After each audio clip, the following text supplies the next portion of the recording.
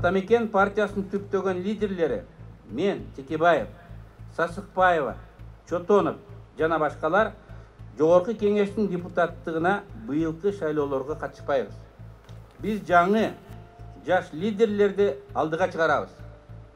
Жаңы доордун негизги жүгүн ошолор тартсын. Анткени алардын заманы келди.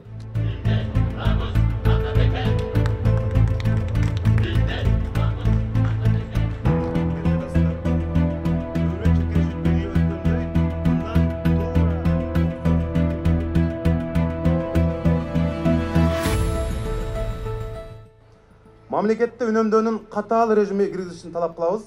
Аскетизм мамлекеттик саясаттын бир бөлүгү болушу керек. Казынадагы акчага кымбат баалуу жол тандабастарды албашыбыз керек. Ашкере жасалган иш бөлмөлөр болбойт, жардамчы катчылардын армиясы жоюлат.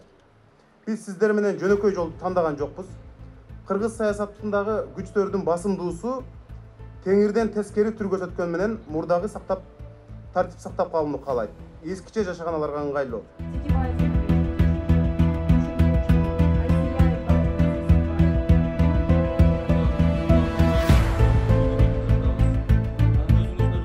Азыр президенттин Сооронбай Шариповичтин алдында эң тарых алдындагы эбегейсиз экзамен турат.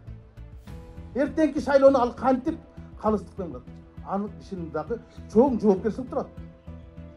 Эгерде көрмөксөнгө салып койсо, фактыларды сурай берсе, анда ал өз бийлигин жоготот.